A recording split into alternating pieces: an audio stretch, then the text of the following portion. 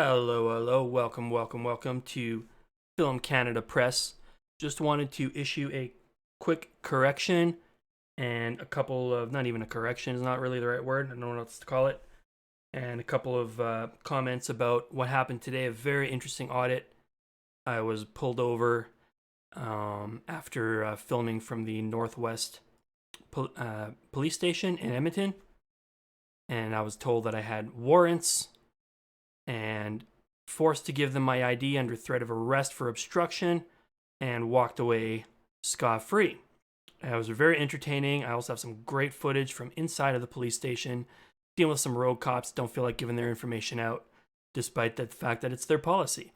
But as far as a correction, it's not even a correction, just wanted to let you guys know that the video, I've got the picture up right now. What are you trying to find out? This was the Pastor Coates rally in Edmonton, Alberta at the courthouse on March 14th.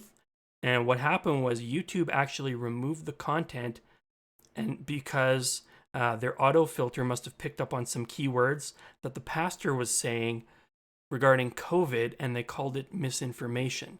So again, I don't know if they're going to erase this because I said that word, but I don't know even what happened exactly. Again, I don't know how their filters work, but at any rate, it's been removed.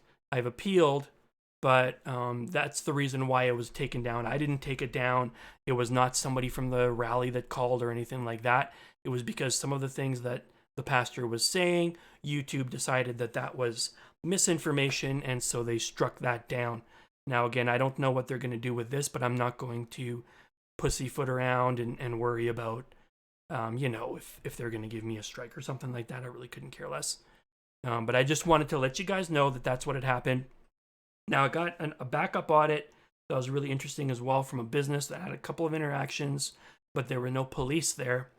Today, I went down and I checked out the Edmonton police impound lot and a youth services center, and there was nothing going on, man. And it was like, wow, like I couldn't get anyone to raise a stink about taking photos, no matter how hard I tried.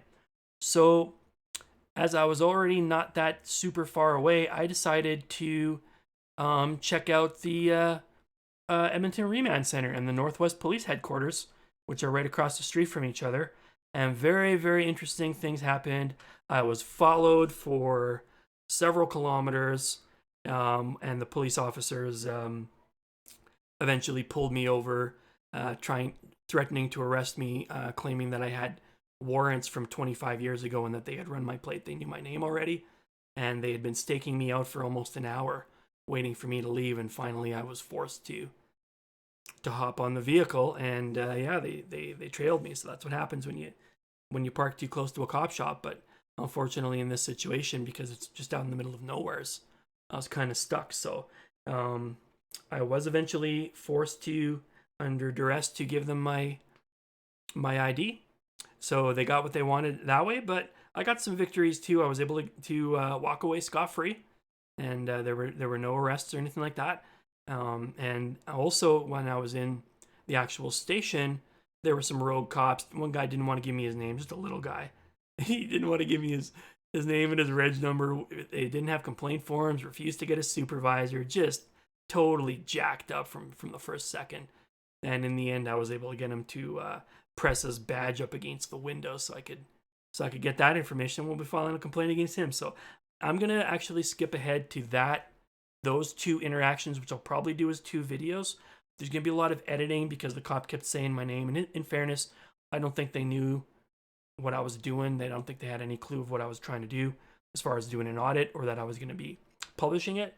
So I'm gonna have to do some editing, get that out, and any personal information about myself, make sure that's not in the video. But we'll put that out, and I'll try to do like a raw one, and maybe I might do like a stop and go one, because I think it was really educational. And to be fair, especially Constable Carter, it's pretty solid. Those two cops that stopped me, they shouldn't have been tagging around behind me. You'll see that in the video, but at any rate, they were pretty reasonable with me and let me walk at the end. So everything was cool. But I think that it was very educational because there was a lot of things that it touched on. Can a police officer pull you over for no reason? Can a police officer demand your ID on a traffic stop when you haven't committed a crime and they don't suspect you of committing a crime or a traffic infraction? Okay, does a police officer have to identify themselves? Does a police department have to have forms on site? Is a police officer allowed to whip out their cell phone and physically record you while they're in their workplace and in their uniform? And can a police officer randomly check your ID, like check your your driver's your plates, and can they stalk you out and wait for you to show up?